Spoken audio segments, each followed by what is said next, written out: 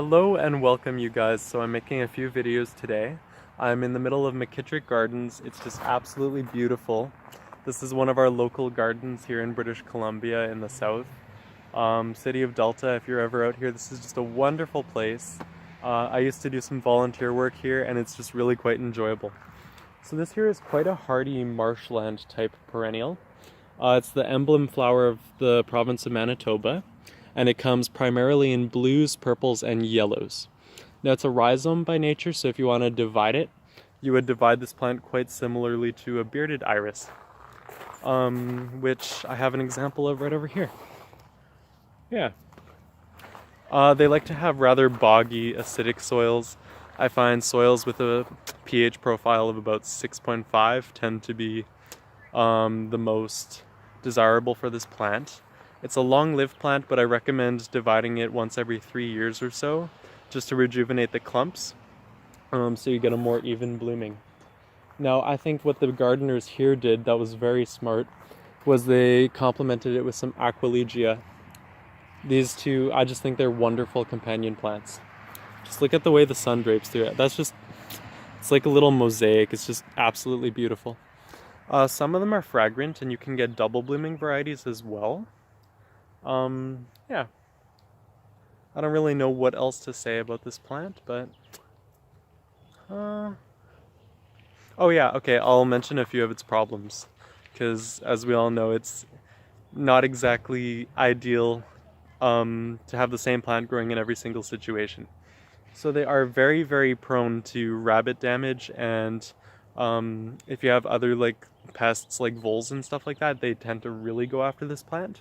And they're quite problematic with slugs and snails and other gastropods too. So what I do is I put a little bit of like landscape fabric or like netting over top of my plants when I start growing them up. I actually have the same variety at home, but mine unfortunately isn't in bloom quite yet.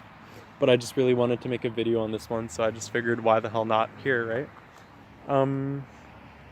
The individual blooms last for approximately 1 to 2 days.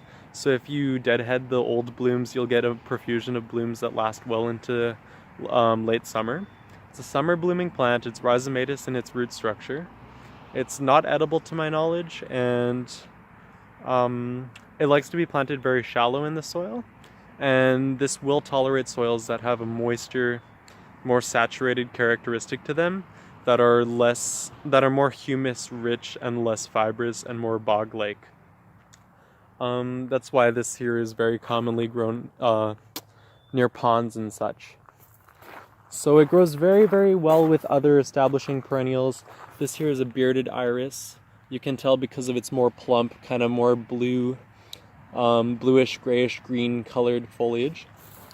One thing I really love about this plant here, the flag iris, the blue flag iris, is it's quite tall.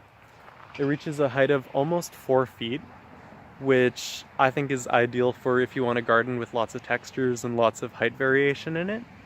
And I find in my experience that the yellow ones bloom a little bit later into the season.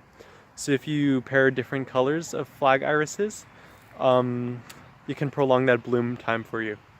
So, man, I'm actually so out of breath. I just got back from a jog and I just saw this, so I was like, I'm gonna film a video on this right now. But yeah, so I hope y'all have a wonderful day and happy gardening.